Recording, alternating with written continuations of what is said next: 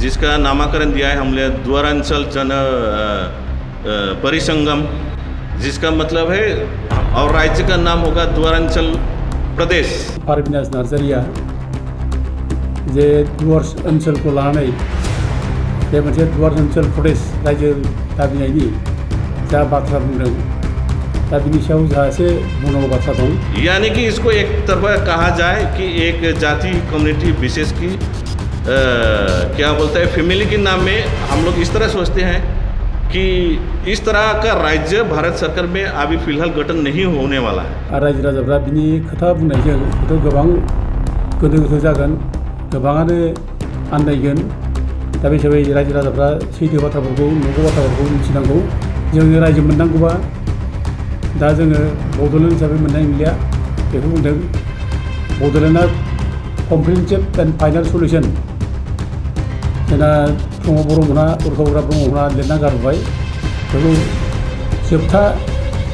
Solution बड'लेण्डआ जालिया जोबथा बुजावफोरा खालामना हरबाय होननानै बिथाङा बुंदों। तभी भारत सरकार ने कॉम्प्रिहेंसिव फाइनल सॉल्यूशन करके इसको बॉर्डरलैंड स्टेट डिमांड इशू को रिजेक्ट कर दिया है, खारिज कर दिया है। दिनै बर' भाषा दिनै बर' सोदोबा इस्टाब्लिश जाबाय, बर' सोदोबा इस्टाब्लिश जाना दिनै बर' लेंगुवेजआ 8 लावबो हाबनाय जाबाय। नों बे भाषाखौ नों मा होनना बुङो? बर' भाषाखौ नों दिनै मा होनगोन नोंलाय जाबाय दुवारान्चलि लेंगुवेज ओरैसो आरोखि दा बे दुवारान्चला बिनि नामा खुनु मिनिं गैया बेहा। इट केरिज नो मिनिं, बे मिनिं अर्थ गैया बेहा। गोदाव सोराव नों गुबुन गुबुन जाथिनि नामाव नोङो दुवारान्चलि होनना बुङोब्ला नोंखौ सोर गुरुत्व होनबालाय नों सोर? जोङो एखेबारे खौसे जानांगौ। आं खौसे जानायखौ लुबैयो। बर' फिसा हिसाबै आं एक नम्बर माने बुंगोन जों खौसे जानांगौ। जों खौसे जानायनि पइन्टआ बबेयाव? जोंनि मिटिं पइन्टआ बबेयाव? जों माखौ लानानै खौसे जानो?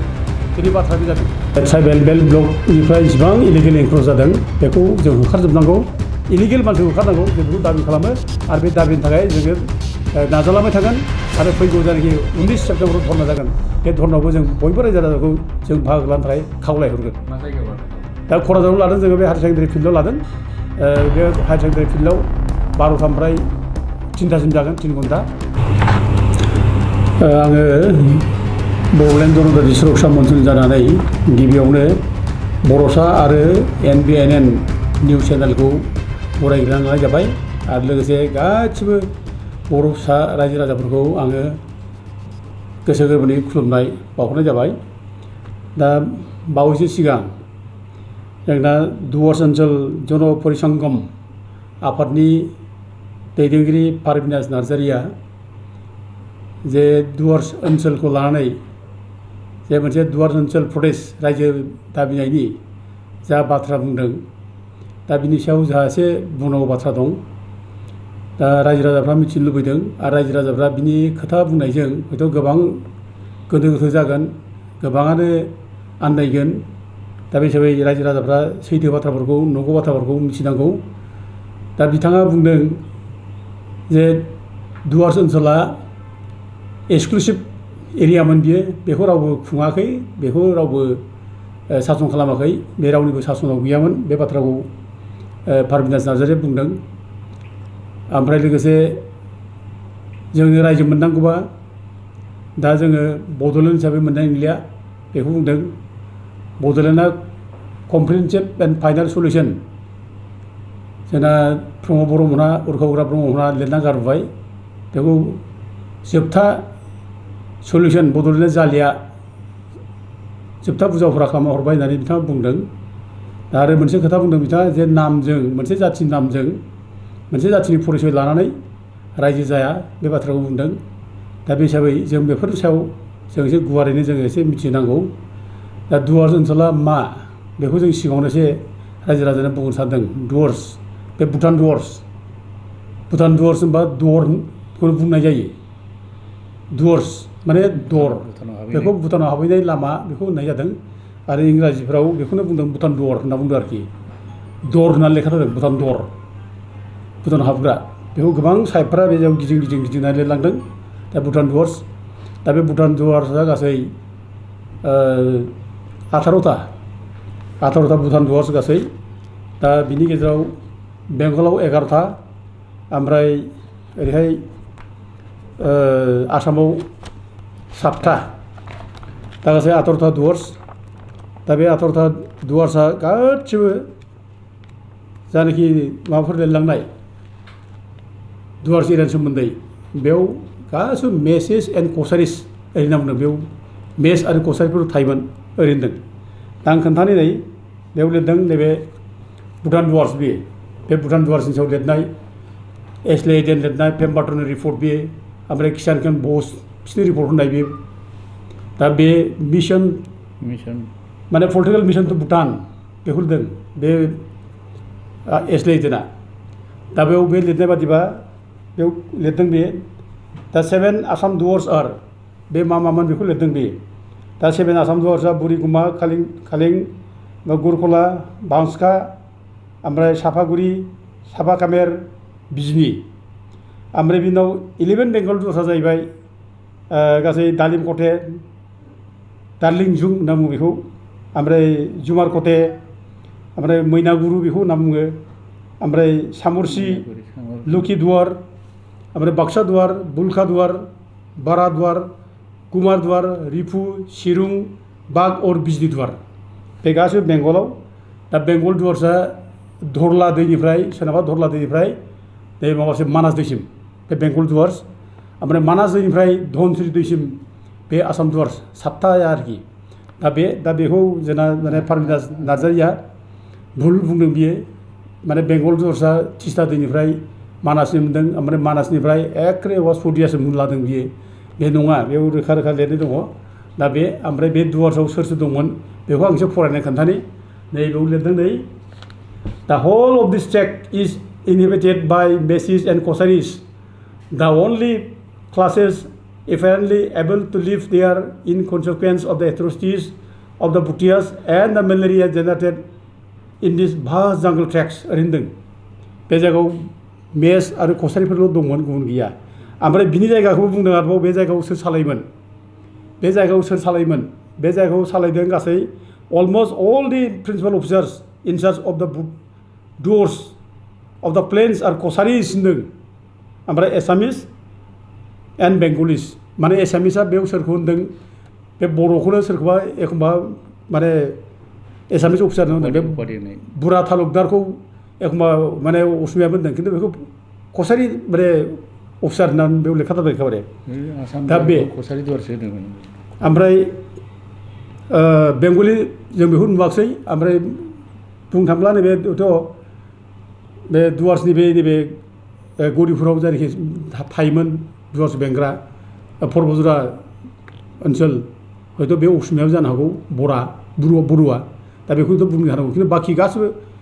माने माबाजोब कसारिजोब दा जोंना पारमिता नार्जारिया बेखौ मिथिना मिथियाखै जे बे एरिया जे बर'फोरनि खोब जायगा थानायमोन आरो बे एरिया जे बर'फ्रानो सासन खालामदों बे हयथ' बेखौ मिथिना मिथियाखै जार फले बिथाङा बुंलादों जे माने बे एरिया एक्सक्लुसिभ एरियामोन खुनु रायजो रावजों सासन खालामजायै एंगारजानाय एरिया राव बेखौ सासन खालामाखै ओरै होनलादों खिन्थु खुला बे जायगायाव एखेबारे जे बर' अफिसारफ्रा दंजोबमोन बेखौ जों फरायनो माने मोनो आं एसे मोननैसो बाथ्राखौ आं एसे खोन्थानाय आरोखि बयबो मिथिनायनि नैबे होनदों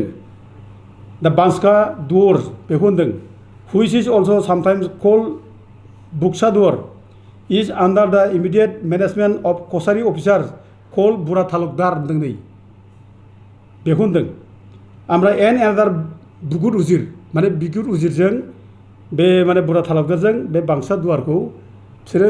नायोमोन बेङोमोन बिसोरो बे जायगायाव खाजोना बिसोर माने खालामजोबोमोन बेखौ होनदों आरोखि ओमफ्राय लोगोसे कलिं दुवार ओमफ्राय बरिगुमा दुवार बे कलिं दुवार बरिगुमा दुवार बेखौ माने गम्भीर उजिरा बेङोमोन बेखौ गम्भीर जिंखाबबो होनना बुङो आरोखि कलिं दुवारखौ बेंग्राया दा गतिके जोंहा रोखा जाबाय बे जायगायाव जोंनि बर'फ्रानो बे जायगायाव सासन खालामदों बेंदों बे रोखा दा बिथां पारमिता नार्जारि बुंनायाथ' बिदिब्ला नंखाय जाबाय जे माबोरै बुंखो बियो बे जायगायाव माने रावनिबो सासनाव गैयामोन होनना माबोरै बुंखो बे बर'फ्रानो खुंदों आरो बेल' नङा आरोखि ओमफ्राय बिनि बादै नैबे माबानिखौ आङो सिडलिनि माबाखौ बुंनो एसे सिडलिनि बाथ्रा सिडलिखौ बुंदों ओरै लिरदों दा हिल ट्रेक्स बिटुइन दा माउन्टेन्स एन्ड लेभेल कान्ट्रि आन्डार दा अथरिटि अफ दा सिरुं सुब्बाफोर बेंनाय आरोखि आन्डार दा अथरिटि अफ सिरुं सुब्बा बे जोंनि माने सुब्बा बंस साथालियाव थाग्रा जोंनि आदा रमेश सुब्बा बिनि बंसफोर सुब्बाफोर आरोखि बेखौ बुंदों Under the authority of the Shiruk Subba is also said to be divided into 2 districts बेखौ होनदों ओमफ्राय that lying to the north of Sidli is called Nunmati and formerly belonged to the chief called माने सामुखा राजाबो गोदो बेखौनो बुंनाय जादोंमोन बधय सामुखा होनना बुंदों सामुखानि आन्दाराव बे दंमोन आरोखि बे ओमफ्राय बेखौ मोनसे बुंबावबाय दा another tract north of Bijni comprehended the 2 districts of Nishima and Hatikura and were in the position of a chief named Mamuduna दा अब्ला फुला जाबायना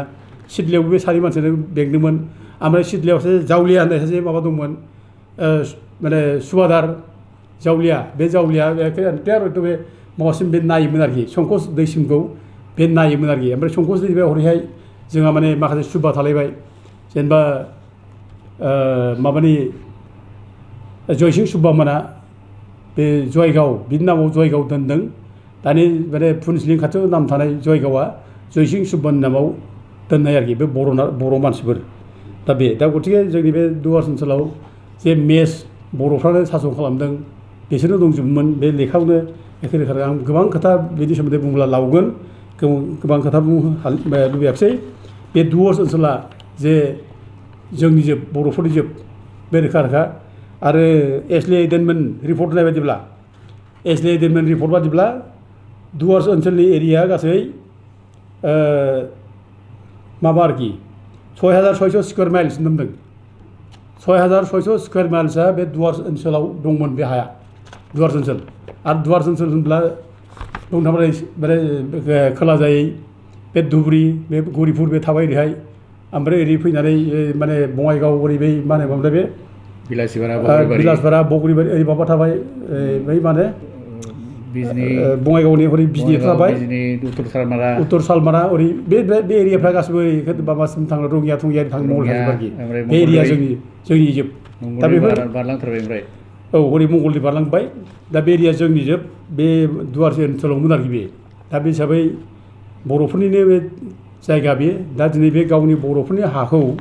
गावनि जायगा बे हाखौ दिनै गावनि परिसय गारनानै गावनि परिसय दोनखोमानानै दुवार ओनसोल होनना बुङोब्ला दुवार ओनसोल प्रदेश होनना बुङोब्ला बे दुवार ओनसोल प्रदेशआव सोर थायो बे दुवार ओनसोल प्रदेशआ सोरनि रायजो जागोन मा जागोन बेलाय माने गावनि असे सिनायथिखौ दोनखोमानो मानो नागिरदों फालाय जोङो गावनि सिनायथिखौ लानानैसो फाइट खालामनांगौ दिनै प्रिथिबियाव गावबागाव आइडेन्टिटिखौ लानानै दिनै जुजिगासिनो दं दावहा जागासिनो दं दिनै जोंसो गावनि सिनायथिखौ माने दोनखोमानो नागिरो दे रायजो मोननांगौब्ला जों गुबुननि सापर्ट मोनाब्ला जों रायजो मोननाय नङा होनलाबायो गुबुननिबो सापर्ट नांगोन बायदि होनलाबायो दा बेफोरखौ जोंनि नेताफ्रा ओरैनो बुंलानानै नाङा जोङो स्टाडि थानांगौ स्टाडि गैयाब्ला बाथ्राखौ बुंलाबायनानै आन्दायहोनो नाङा दा दिनै बड'लेण्ड रायजो जों माने रायजो बानायबोदों बड'लेण्ड बर' जाथिया बिराद गिदिर जाथि बे जाथिया बे एन्टे बे माने सारा माबायानो आसामानो गोदो गोदाय नोङो एखेबारे माबानिफ्राय दिख्राय दै सानजा दिख्राय दैनिफ्राय करतया दैसिम ओमफ्राय साहा हिमालय हाजोनिफ्राय ओरै बंग'बसागरसिम बे एन्टायार बे जायगाया इट वाज द ग्रेट माने किंडम अफ बड' पिपल होनना बुंदों ग्रेट बड' पिपल बेखौ होनना बुंदों बर' रायजोमोन बियो दा दिनै नों बेखौ दोनखोमानानै बोरै दिनै फिसा दुवार्स ओनसोलखौ लानानै माबा बिनो नागिरदों नों गावनि परिसय दोनखोमानानै गावनि परिसयखौ लानानैसो बिनांगौ आरो दिनै बुजिनांगौ जे दिनै बड'लेण्ड रायजो बिनानै एथ' जुजिनानै मानसि थैलांबाय मानसि थैनानै दिनै बे दुवार्स ओनसोलफोरखौ लानानै जोंनि बुरन्जिखौ गभर्नमेन्टआ बुजिबाय जे जोंनि गभर्नमेन्टआ जोंनि बुरन्जिखौ बुजिनानै बे दुवार ओनसोलफोरखौ लानानै दिनै जोंनो बड'लेण्ड टेरिटरियेल काउन्सिल दिनै हरनाय जाबाय BTAD जोंनो हरनाय जाबाय दा जों रायजोआ मोनखाबाय अलरेडि BTAD होननानै बड'लेण्ड होननानै सोदोबा जों हाबखाबाय दा नों बे बड'लेण्ड सोदोबखौ नों गारनानै दिनैसो आरोबाव माबा जुदि होयोब्ला नोङो मा होनो माने दुवार ओनसोल प्रदेश होनना बुङोब्ला नोंनि बड'लेण्डखौ गारब्ला मा जागोन नोंनि सिनायथिया बहा थागोनलाय बहा थागोन आरो दिनै बर' भाषा दिनै बड' सोदोबा दिनै इस्टाब्लिस जाबाय बर' सोदोबा इस्टाब्लिस जाना दिनै बर' लेंगुवेजआ ओइथिदोआव हाबनाय जाबाय नों बे भाषाखौ नों मा होनना बुङो बर' भाषाखौ नों दिनै मा होनगोन नोंलाय दिनै दुवार ओनसोलनि लेंगुवेज ओरैसो आरोखि दा बिदि जानोसै दानिया माबोरै जानांगौ बेंगलि जानाय बायदि औ दा माने जों जेरै माने आसामाव एसामिस लेंगुवेज बेंगलाव बेंगलि लेंगुवेज होननाय बायदि बिहाराव बिहारि होननाय बायदि दा जोंनाव दुवार माने ओनसोल लेंगुवेजआ मा जागोन दुवार ओनसोलि ओरै जानोसै दाना बे दुवार ओनसोलिया सोरनि भाषा नों दाना नागिरदो बे गोदाव सोराव माने जोंनि माने माबाफोरखौ लानानै जोङो नाम दोनलाबायनानै जों माबानो नाङा बे दुवार ओनसोला बिनि नामा खुनु मिनिं गैया बेहा इट केरिज नो मिनिं बे मिनिं अर्थ गैया बेहा सोरनिबालाय दिनै नागालेण्डआ नागा मानसिनि रायजो बियो मिज'रामा मिज' मानसिफोरनि रायजो त्रिपुराफोरनि रायजो बियो बड'लेण्डआ बड'फोरनि रायजो बियो बिहारा बिहारिफोरनि बेंगला बेंगलिफोरनि पान्जाबा पान्जाबफोरनि हिमाचला हिमाचलिफोरनि गावबागाव नामखौ लानानै दिनै माने बयबो फाइट खालामगासिनो जुजिगासिनो दं दा दिनै जों गावनि नामखौ दोनखोमानानै नों जुदि दुवार ओनसोल होननानै बुंलाबायब्ला बे जोंनि नामखौ जों दोनखोमायोब्ला जों माजों जों बोरै गावनि सिनायथिखौ लाखिनो जोंथ' गावनि सिनायथिखौ जों लाखिनो थाखाय जुद्ध खालामदों जुजिदों दा दिनै बर' सोदोबा एप्रप्रियेट बियो मिनिंफुल बियो बेहा माने लेंगुइस्टिकलि बे मस्ट मिनिंफुल बे एप्रप्रियेट वार्ड बियो लेंगुइस्टिकलि दा उलथे नों बे बड'लेण्ड सोदोब गारनानै दुवार ओनसोल होनना बुंब्ला जाया आरो नों रायजो बिनोब्ला नोंहा माखासे गियान थानांगौ रायजो बिनोब्ला नोंहा लेंगुइस्टिक माने बेकग्राउन्ड नोंहा बिनि नलेज थानांगौ हिस्ट्रिकेल बेकग्राउन्ड बिनि नोंहा नलेज थानांगौ जुग्राफिकेल बेकग्राउन्ड ना बिनिबो नलेज थानांगौ बिनि गियान थाजोब्लासो नों माबा मोनसे रायजो बिनो नों हागोन नोंहा बिनि खुनु गियानानो जुदि गैयाब्ला नोङो गोदाव सोराव नों गुबुन गुबुन जाथिनि नामाव नोङो एखेबारे दुवार ओनसोलि होनना बुङोब्ला नोंखौ सोर गुरुत्त' होनबालाय नों सोर नोङो बे माने दुवार ओनसोलि बिनो नोंहा परिचयानो जेबोआनो गैयाबा दा दिनै नोंनि परिचयखौसो लानानैसो जों रायजो बिगोनथ' दिनै बर'फ्रा दिनै बिराद मोनसे गिदिर परिचय गोनां जाथि बर'फोरखौ बयबो मिथिगौ बर' हारिया बिराद गिदिर हारि होननानै दिनै बे हारिनि नोङो माने महाभारतआवबो बर' हारिखौ लिरलांदों दिनै आसामाव महिरंग दानबनिफ्राय जोङो फरायनो मोनो गुन महाभारतनि 10,000 बोसोर सिगां बर'फ्रा बे जायगायाव रायजो खुंदोंमोन होनना बुंदों महिरंग दानबआ बर' राजामोन बेखौ होनदों महिरंग दानबनिफ्राय ओरै फैबाय नोङो घटकासुर सम्रासुर बिनि उनाव नोङो नरकासुर भगदत्तमोन फैबाय ओरै पुष्य बर्मन फैबाय बे हिस्ट्रि बे जोंनि हिस्ट्रि बेखौ बयबो मिथिगौ आरो जोंनि माने बे जोंनि बर' फिसानो कामरुप रायजोनिफ्राय नोङो 4th सेन्सुरियाव बल्लभ बर्मन फिसाजोआ नोङो माबायाव जम्मु काश्मीराव हाबा जादों अमिताभ प्रभा बर्मना दा बे जम्मु काश्मीराव हाबा जानाय खारनखौबो हिस्ट्रियानिफ्राय लिरदों मानो हाबा जाया मा खारनाव हाबा जाया बे जोंहा बे समाव माने खोब इन्टारेस्टिंलि कामरुप आरो बे जम्मु काश्मीरनि माने माबाजों माने लेंगुवेज कालचार बेजों जोंहा सोमोन्दो दंमोन होनना बुंदों बे बिनि जायगानि बर'फ्रा बे जायगायाव सोमोन्दो दंमोन बेनिखायनो अन देट रिलेसनशिप माने बर' हिन्जाव बे अखम जियरि होन्दों आरोखि अमिताभ प्रभा बर्मनखौ जम्मु काश्मीराव हाबा खालामहैदों आरो जम्मु काश्मीराव दाथ' दस्रा महर मोनबाय खिन्थु गोदो महाभारतनि जुग समाव बे जायगायाव गासिबो फिसाखा भाषा रायलायग्रा केनिबेल भाषा रायलायग्रा म्लेच्छ भाषा रायलायग्रा ओरैनो बुंदों बिसोर बे जायगायाव बिदि भाषा रायलायोमोन आरो सेम भाषाखौ कामरुपआव रायलायोमोन प्रागज्योतिषपुराव रायलायोमोन ओरै होनना बुंदों आरोखि दाउथे जोंनि एफा गिदिर जाथि बे जाथिया बे जाथिनि परिचयखौ नों मारै दोनखोमानो हाखो दालाय बे जाथिनि परिचयखौ जों लाखिनांगौसो आरो दिनै बेल' नङा 7th सेन्सुरियाव नोङो जोंहा माने श्री हर्षदेब फिसाजो रायजो मुथिखौ नोङो नेपालाव हाबा खालामफैबाय काठमान्डुआव जा लिसाबि बंश ली बंशनि फिसा लिसाबि बे जयदेबा हाबा खालामफैदों बेथ' हिस्ट्रियाव रोखा थारैखारि बेखौ बयबो हिस्ट्रियाव लिरदों एफा गिदिर जाथि बे जाथिया कुमार भास्करमोन बादि बर' फिसा राजा कामरुपनि दा दिनै बे जाथिनि परिचयखौ नों दोनखोमानानै बबेबा गोदाव सोराव मा होनो बेखौ दुवार ओनसोल होनना बुङोब्ला मा जागोन बे दुवार ओनसोला सोर थायो बे जायगायावलाय बिनि भाषाया मा जागोन दा दिनैखि जों बेफोरखौ एसे स्टाडि थानांगौ नलेज थानांगौ महाभारतआव बर'फोरखौ मख'दों महाभारतआव मेच भाषा रायलायोमोन होननानै हिस्ट्रियानिफ्राय लिरलांदों आरो लोगोसे मोनसे आङो माने माबा खोन्थानो सानदों सल'बादि आरोखि महाभारतनि मोनसे सल'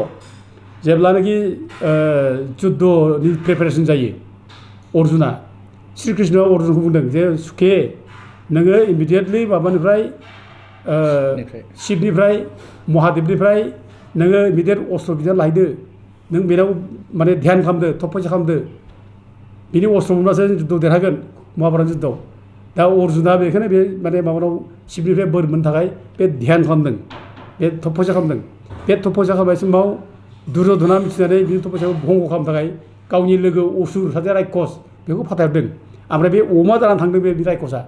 अमा जानानै माने माबाखौ बे माने अर्जुननि ध्यानखौ भंग खालामनो थाखाय बेखौ उरसोमहैनो थाखाय खारलांदों आरोखि दा बे खारनाय समाव शिबा बेखौ नुनानै बे गावनि रुपखौ सोलायदों किरात रुप लादों बे किरात सासे भगबाना सासे शिबा मानो किरातनि रुप लाखो माने किरात माने मेस बर'फोरखौनो किरात होनना बुङो बै समाव किरातनि रुप लादों किरात रुप लानानै बियो अमाखौ गावदों आरोखि आरो बे समाव अर्जुनाबो थाल नुनानै बेबो गावनि बोरलाखौ लानानै अमाखौ गावदों दा जेब्ला अमा गावो सानैबो थिर हाबाय अमानाव बे रायखसनि अमानाव दा अमा थैबाय रायखसा थैब्ला दाना सानैजों क्लेम खालामलायबाय बे गावनायाथ' आंसो गावदों अर्जुना बुंबाय आं गावदों किरातआ बुंबाय आं गावदों दा सानैजों जुद्ध जालायसै दानिया बेखौ माने माबानो थाखाय आंसो गावदों बेखौ बुंलायनानै दा ओमफ्राय बुंबाय नों सोर बे जाबाय आं सासे किरात ओमफ्राय नोंलाय सोर अर्जुनखौ सोंबाय अर्जुना बुंबाय आं अर्जुन हस्तिनापुरनि आं राजकुमार आं अर्जुन ओरैनो बुंना लाबाय बि आङो माने माबानि मा होनो पान्डबनि आङो धनुधारि श्रेष्ठ धनुधारि आं अर्जुन ओरै होनलांदों आरोखि बे नोङो द्रणाचार्यखौ मिथिया आं द्रणाचार्यनि शिष्य होनदों अब्ला बे किरातआ बुंबाय माने आंथ' मिथिया सोर द्रणाचार्य सोर पान्डब ओरै होनना बुंबाय आरोखि दा बे अर्जुना बिराद लाजिनानै दाना सानदों मा जाखो बिसोरनि गेजेराव माबा जाबाय आरोखि मा होनो बेखौ आखाइजों ओरै माबानाय जुद्ध आखाइजों नारलायनाय जुद्ध जानोसै दाना सानदों आरोखि बे दा बेखौ नैबे माबायाव लिरदों आरोखि नैबे मोनसे लेखा दं नैबे साहित्य साधनाय राजेन्द्र सासित कचबिहार बे लेखाखौ कचबिहारनि नर्थ बेंगल इउनिभारसिटियाव फोरोङो बेयाव रोखा लिरदों बेयाव दा बेयाव आं जास्ट माबाखौल' होनसै गोलाव फरायब्ला माबा जाया बेखौल' बुंसै आं पार्बती सहिते थैते गल नारिगन नागते आंगुलि दिया साहे दुइर रन बे सानैनि जुद्धखौ बे माने माबा हिन्जावफोरा कसारि हिन्जाव आरो पार्बतीयाबो स्वयंनो नायनानै मिनिनो गैया आरोखि मा जुद्ध नांना बिसोर गन्थं हमथा मिनिदों आरोखि गावजों गाव मा जादों बिसोरो ओरै मिनिदों आरोखि बिसोर बिरादनो ओमफ्राय दाना मा जाखो आखाइयाव बे जेब्ला माने माबा बोलोनि सुनायलाय जुद्ध जायो बेयाव अर्जुना जेनबाय दाना आरोखि किरातजों जेनबाय आरोखि जेननानै दाना बे मा जाखो अर्जुना बेखौनो नैबाव लिरदों आरोखि किरातेर संगे बाहुजुद्धे शान्त अर्जुनेर मानसिक अबस्था बाहुजुद्ध जादों आरोखि बे मा मानसिक जाखो बे मानसिकखौ लिरदों आरोखि बेखौ लिरदों कसारि गथर महर भंग हैल रन कसारि माने मानसिजों आंनि जुद्धआव आं जुद्धआव जेनबाय होनदों आरोखि सुनि रोंगौ करिबे कर्ण दुर्योधन माने कर्णआबो दुर्योधनाबो गावखौ बिराद असनमानसिदों आरोखि सि अर्जुन नों लासिंसिं बे कसारि मानसिजों जेनबाय नों ओरै होनजासिगोन नोङो ओरै माने सानबाय आरोखि अर्जुना बिराद लाजिबाय आं मा खालामबावनो ओरै जादोंखि बे सासे कसारिया जेनबाय माने बे किरातखौ कसारि होनना बुङो आरोखि दा बे लेखायाव महाभारत जुद्धआव जे बर'खौ कसारि होनना बुङोमोन बे लेखायाव दं आरोखि दा कसारि जेननानै अर्जुना लाजिबाय जेनबाय ओमफ्राय बे उनाव सोंफिनबाय जे नोंथ' साधारन मानसि नङा नों साधारन किरात नङा नों हे नोङो किरात नों नोंनि परिचयखौ लादो बेखौ बुंदों आरोखि अर्जुना ओमफ्राय किरातआ बुंबाय हे अर्जुन नोङो जानाखि माबादोंमोन आंनि थाखाय ध्यान खालामदोंमोन नोंनि ध्यानखौ आं सन्थुष्ट जाबाय नोंहा अहंखार दं बे अहंखारखौ नों दिनै बुजिबाय नोंनिफ्राय जे खमथासिन दङ बोलोबानसिन दं बेखौ बुजियाखैमोन आरो नोंनो बोलो नांगौ खमथा नांगौ बेनि थाखाय बे आं नोंनो बोर होनोसै होननानै बे पशुपाता हातेरखौ बे माने अर्जुननो हरदों आरोखि पशुपाता हातेर शिबनिफ्राय मोनदों आरोखि दा गथिखे जोंनि हिस्ट्रिया एफा गिदिर रोखा दङ एफा गिदिर जाथि बे जाथिया जेरावबो जोंनि हिस्ट्रिखौ लिरजोबनाय दा दिनै बे जाथिनि परिचयखौ दोनखोमानानै नोङो अबावबा नोङो दुवारानसुलि होनना बुंलाबा बे गोदाव सोराव जाया होमबा नों माबोरै जानांगौ बेलाय बिदि जाहाथे खालामा रायजो बिनाया ओरैनो थेमालि नङा रायजो बिनाया हाथाय बाजाराव मैगं बायलाबायनाय माबा बायलाबायनाय बे नङा गोथौ सिन्थाधारा थानांगौ गोथौ नलेज थानांगौ ओमफ्राय जों रायजोखौ बिनांगौ ओरैनो बिलाबानो जाया रायजो नांगौ माबा नांगौ बे बुंलाबानो जाया दिनै बड'लेण्ड रायजो ओंखारदों बड'लेण्ड रायजो बिनो नागिरदों बे एप्रप्रियेट बे मिनिं दं अथ' दं दिनै बड'लेण्ड बि रायजो बि सापर्ट खालाम नों ओंखार नोङो लिरला बयबो सापर्ट खालामगोन खिन्थु नों दा दिनै जा ओंखारदों बेथ' एखेबारे सोरबासो थोनदों नामा सोरबासो थुदों नामा नोंखौ बेबायदि मोनसे अनुभब जायो गिनाय फैयो जोंहा दा नै बड'लेण्ड रायजोआथ' जेनेबा लिरना गारबोबाय नांलिया होननानै लिरना गारबोबाय बड'लेण्ड रायजो मोनलिया प्रमद बर' दिपेन बर'मोना उर्खाव गोरा ब्रह्ममोना लिरना गारबाय जे comprehensive and final solution Bodoland रायजो नांलिया होननानै लिरना गारबाय हे बुलि जे बड'लेण्ड रायजो नांलानो बड'लेण्ड मोना बेथ' खोथा नङा बिसोरसो लिरना गारबोदों बड'लेण्ड रायजो नांला होननानै खिन्थु रायजोआथ' गारबाखै रावबोथ' गाराखै बिनो हायो बयहाबो अधिकार दं आरो बड'लेण्डखौ जों मोननांगौ जोंहा हिस्ट्रिकेलि जिअग्राफिकेलि आरो जोंहा माने लिंगुइस्टिकेलि जों बेखौ मोनगोन जोंहा मोननांगौ दङ दा इभेन आरोबाव जुदि दिफेन बर'मोना दिनै बड'लेण्ड रायजो नांगौ होननानै बियोब्ला बिसोरबो बिनो हायो बिसोर सुक्ति लिरना गारदोंलै मा जानो बिसोर सादाखौ लिरना गारदों बिसोर बिनो हायो खिन्थु लाजिंसिं बाथ्राया बेल' जाबाय मैया दाख्लैसो बड'लेण्ड रायजो नांला होननानै लिरना गारबाय दिनै बड'लेण्ड बिफिनब्ला नोंसोर सोर फोथायो दालाय दा दिफेन बर'मोनखौ प्रमद बर'मोनखौ उरखाव ग्रामोनखौ बड'लेण्ड बिब्ला सोर फोथायनो बिसासघातकसो थगायसुला होनना बयबो बुंगोन ओंखारनाय नङा आरो गभर्नमेन्ट अफ इन्डियाबो हयथ' बिसोर माने फोथायनाय नङा आरोखि मैया सुक्ति खालामनानै दिनैसो मानो रायजो बिखो प्रश्न जागोन आरोखि बिस्रा दा बेनि थाखायनो हयथ' बिसोर बिनो हायो गाव गावनि न'खरनि खुरमा गुस्थि अधिकार दं फिसा बिनायनि दा एबसुनि मानसिफोर गोबां दङ बिसि फिसा लानानै रायजो बियो बेजोंबो हायो बयहाबो अधिकार दं दा थेवबो जोंहा माने जोंनि माने बड'लेण्ड बे सोदोबखौ जों गारनो नाङा दिनै मोनसे दुखुनांथाव खोथाखौ आं सानदों आरोखि एथ' गिदिर आन्दलन खालामबाय दिनै बर' फरायसा आफादा बड'लेण्ड रायजो नांगौ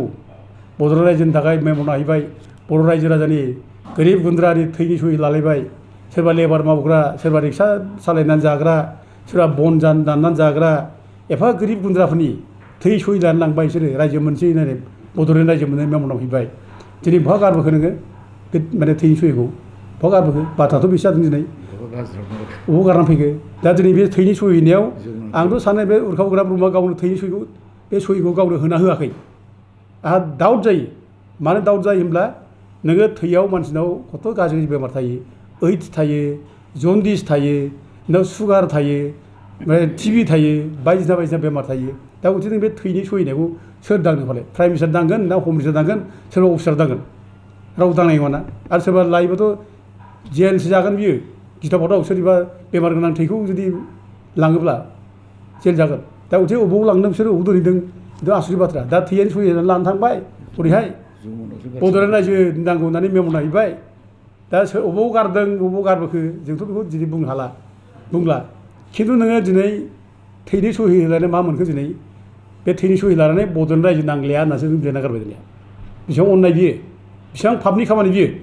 गोरिब गुन्द्रा रायजो राजानो बड'लेण्ड रायजो बिबाय सानफ्रामबो ओंखाम उखै जालायनाय रेलगारि होबथानाय नेसनेल हाइवे होबथानाय उखैयाब नों माबा खालामबाय दिनै नों बड'लेण्ड रायजो नांला होननानै नों लिरना गारबाय दानिया आरो लोगोसे नों सुक्ति खालामबाय जे बड'लेण्ड रायजोनि मोनखानाय जायनाखि सिमा बेखौ दानख'नांगौ होननासो नों दिनै लिरना गारबाय बड'लेण्डनिफ्राय हा हु दानख'नो हायो होननानै लिरना गारबाय बड'लेण्डनि जायनाखि माबा मा होनो पावार 6 शेड्युलनि पावार बेखौनो दिनै दानख'ना फैबाय अब्ला दिनै मा जाखो नोंहा एफाराबनो थै सहि लायनानै नोङो बे मेमन हैनाया रायजोखौ एथ' बिसासघातक मानो खालामनाय जाखो मानो खालामखो बेथ' बिराद अननाय जाबायना बेथ' पापनि खामानि बेखौ मानो मावखो दा दिनै माने आन्दलन खालामनाय एथ' गिलु-बालु आन्दलन एखेबारे बे आन्दलनखौ जाहाथे रावबो डिस्टार्ब खालामनो मोना उरखावग्रा ब्रह्म मोना नै माबा मोना जोंहा प्रमद मोना बिराद टाइट सिकिउरिटि लालायदों सोरबा डिस्टार्ब खालामबानो दिगदार जागोन बे आन्दलनखौ डिस्टार्ब खालामनो रावबो डिस्टार्ब खालामनो मोना बिराद सिकिउरिटि टाइट लामा सामा अनला ओंख्रि जालायनानै एखेबारे आन्दलन खालामदों बिसोरो बिरादनो एथ' गिदिर आन्दलन खालामदों दा दिनै जोंना थाहैनाय सुक्तिया नै थैनि सहि लांनाय सुक्तिखौ नोङो थैनि सहि लानानै थांनानै सुक्तिखौ खालामबाय गाज्रि रोखोम सुक्ति बिराद अननाय आरो दिनै जोंना नैबे जोंहा जानाखि पारमिदास नार्जारिमोन दा बिथांमोनाबो बिदिनो खालामदो दा बड'लेण्ड रायजो नांलाया होननानै बिसोरो बै बड'लेण्ड रायजो सोलायदो दाना नामखौ नोंसोरबो दानिया दुवार ओनसोल रायजो नांगौ जोंना दुवार ओनसोलनि सुक्ति खालामना फैदों बिसोरबो दानि मोनखानाय बड'लेण्डखौ बिसोरबो खालामो बिदिनो थैनि सहि लादो दानिया बिसोरबो दानिया बेसेबां दं गुबुन जाथिनि बिसोरथ' गोरलै हरगोन दानो गुबुन जाथिनि थैनि सहि लादो जे जोंनो दुवार ओनसोलनि नांसिगौ नामखौ जोङो बे बड'लेण्ड सोदोबखौ नांलिया बड'लेण्ड सोदोबा जों मिलाया गुबुन जाथि गोष्ठी थायो बेयाव गथिखे बे रायजोआव जोंनो बयजोंबो मिलायनो थाखाय बयजोंबो खौसे थानायनि थाखाय जोंनो दुवार ओनसोल प्रदेश जोङो नामखौ दोननांसिगौ होननानै जुदि बुंहैयोब्ला गाबोन गभर्नमेन्टआ गोरलै खालामहरगोन बिसोरो बे नामखौ सोलायहरगोन आरोखि दा एथ' अननाय जोंनि नेताफ्रा बिदिसो जायोब्ला मोनफा दिनै गावनि मोनखानाय अधिकारखौ जुदि गावनि सिनायथि गावनि परिचय बेखौ जुदि गारग्रासो जायोब्ला जोंनि सिनायथिखौ सोर लाखिगौ दे जोंनि सिनायथिया बोरै जाबावनांगौ जों जोंनि सिनायथिखौ फेहेरनांगौसो गुवार खालामनांगौ जों जे बिराद गिदिर हारि जों दिनै बेखौ नागारनांगौ दिनै जोंनि हारिया खथ' थायनाय दाबो दङ बिराद जायगायाव दाबो दङ बे हिमाचल प्रदेशआव बे कुल्लु एरियायाव बिराद बुरजा बर' भाषा रायलायग्रा बे जायगायाव दाबो दङ बेसेबांबा बुरजा आं बेखौ थांनानै लोगो मोनहैखांबाय रायलायनोबो फैबाय आं बिसोरजों एखे राव रायलायो बिसोर धोरोमाल' बिसोर नामा दा दिनै माबा जाबाय आरोखि बिसोरो बुद्धिस्ट जाबाय आरोखि धोरोमा बुद्धिस्ट जाबाय खिन्थु सेरा फाथि एखेयानो रायलायनायाबो कक बर' भाषा रायलायो खुलुमखा होनलायना बिसोर बुंलायलायो बेबायदि माने भाषा मिलायनाय जाथि जों दिनै नागिरनांगौसो बुथुमनांगौसो जोंनि फरायसाखौ जों फेहेरनांगौ बर' जाथि फरायसाखौ फेहेरनांगौ बर' रावखौ फेहेरनांगौ जों दिनै दोनखुमाग्रा जायोब्ला गावनि हारिनि नामखौनो जुदि दोनखुमा जायोब्ला गावनि हारिनि नाम बुंनोसो लाजिग्रा जायोब्ला गुबुन जाथिजों गाज्रि मोनजानो गियोब्ला मा जाबावनो बे जाथियालाय फारमिनाना दा दिनै फारमिनास नार्जारिया फारमिनास नामाथ' बर' नाम नंलिया दे बयबो फारमिनास होननाय लोगो लोगो सापर्ट खालामगोन बे बर' नङा होनना बुंगोन टाइटेलखौ सोलायबावनो जाबायना नार्जारिखौ होमबाथ' साबसिन जाबायना होमबाथ' बुजिबाय बे माने माबा नङा बर' नंमारा होमब्ला नोंजों बयबो लोगो लागोन दा अब्ला बे बड' नोंसिनि रायजोआव मा रायजो बिदों बेयाव सापर्ट खालामगोन बड'लेण्डआबो गारबाय बिसोरो मा जागोन बेलाय दा गथे रायजो राजाफोरखौ आं खावलायो रायजो राजा भुल बुजिनाङा दिनै जोंखौ माने गोदाव सोराव जोंनि गेजेराव माने ओरैबायदि जाबाय बर' जाथियाव माने आव साव जाजोब्बाय आरोखि आन्दायजोब्बाय आरोखि जोंनि मानसिफ्रा जानला मोनला एखेबारे बुंलाबायनाय खुनु स्टेबोल मोनसे डिसिसन गैया स्टेबोल थांखि गैया मावनायनिबो खुनु गरन्थ गैया जेरै ओरै बुंलाबायनाय बेबायदि जानो नाङा आरोखि दा आं रायजो राजाफोरनि सिगाङाव आं बेखौनो खावलायदों जाहाथे जों रायजोफ्रा बेफोरजों जाहाथे मिसलेड जाया भुल जाहाथे लामाजों दैदेनजाया जों आन्दाया आरो जायफ्रा फारमिनास नार्जारिजों दंफायो बिसोरबो बुजिनो सेस्था खालाम बयबो बुजि आरो फारमिनासखौ आं खावलायो सेन्टिमेन्टखौनो आं अनार होयो नोंसोरनो रायजो नांगौ जोंनो खिन्थु बेबायदि सेन्टिमेन्टजों रायजो बिदिनो दागय गावनि परिसयखौ गावनि हारिनि सिनायथिखौ दोनखोमानानै बर' परिसयखौ दोनखोमानानै रायजो बिनो नागिरनाय बेखौ दागय रायजोखौ जों नांगौ खिन्थु बेबायदि परिसयजों दागय आं बेखौ बयखौ खावलायहरो जोङो एखेबारे खौसे जानांगौ आं खौसे जानायखौ लुबैयो बर' फिसा हिसाबै आङो एक नम्बर माने बुंगोन जों खौसे जानांगौ आरो खौसे जायाब्ला जों खामानि मावनायाव जोङो साक्सेसफुल जानाय नङा जों जौगानो माने हानाय नङा आरो जोंनि दाबिखौ जाफुंहोनो थाखाय गोब्राब जागोन दा खिन्थु बाथ्राया जादों मा कुइसना जादों मा जों खौसे जानायनि पइन्टआ बबेयाव जोंनि मिटिं पइन्टआ बबेयाव जों माखौ लानानै खौसे जानो दिनै बाथ्राया बे जादों बिदिनो प्रमद बर'मोनहा नोङो एखेबारे बे बिटिआरखौनो मावफुंनो थाखाय बिसोरो एखेबारे पावार नांगौ बिसोरनो बे पावारखौ गारनो नागिरा बिसोरो बे बिटिआरखौ जिखि जाया माने बायफ्ले जिफ्ले बर' जाथिया जोबलांब्लाबो जोंनो बे बिटिआरखौ मावफुंनांगौ फिसा गामि दानख'नानैब्लाबो जोंनो बिटिआरखौ खालामनांगौ बिसोरनि आरोखि बर' जाथिया जेखि जाया दा नों बे जोंनियाव जुदि मिटिं पइन्टआनो जुदि जोंहा गैलायलायाब्ला दा दिनै जों बोरै खौसे जानो बोरै गोरोबलायनो दिनै बाथ्रा बे दा मिटिं पइन्ट थालायलायोब्ला जों गोरलैनो जायोमोन दा थेवबो मोनसे आंहा बिसास दं जे जोङो जुदि जोंनि दानि अबस्थाखौ नायोब्ला दाथ' जोङो मोनफा जोङो मोनखानाय बिटिसिनि पावारखौ जों खोमाना लाबाय जोंहा माने 6 दलनि जायगायाव पावार दंमोन बेबो गोमालांजोब्बाय जोङो माने जोंनि माबाखौ बांसिन जानांगौमोन जोंहा 6 दलनि पावारखौ जों बांसिन मोननांगौमोन बे गैलिया दिनै जोबलांबाय दा गतिके बे खेत्रआव जों दिनै रायजोफ्रा बयबो बुजिलायबाय जे जोंनो आलादा रायजो नांगौ सेपारेट स्टेट नांगौ बे सेपारेट स्टेटनि आन्दलना जुदि जायोब्ला बे सेपारेट स्टेटनि आन्दलनाव बयबो ज' जाफैगोन आं सानो आरो जों बे लामाया बेल'सै दा अनलि उफाया बेल'सै सेपारेट स्टेट बड'लेण्ड बे सेपारेट स्टेट बड'लेण्डजों जों आवगायलांनांगौ आरो अब्लानो जोङो बयबो हारि दैखांनाय ज' जागोन आरोखि आरो जों बेजोंनो हारिखौ जों दैखांलांनांगोन आरोखि नङाबा उफाय गैया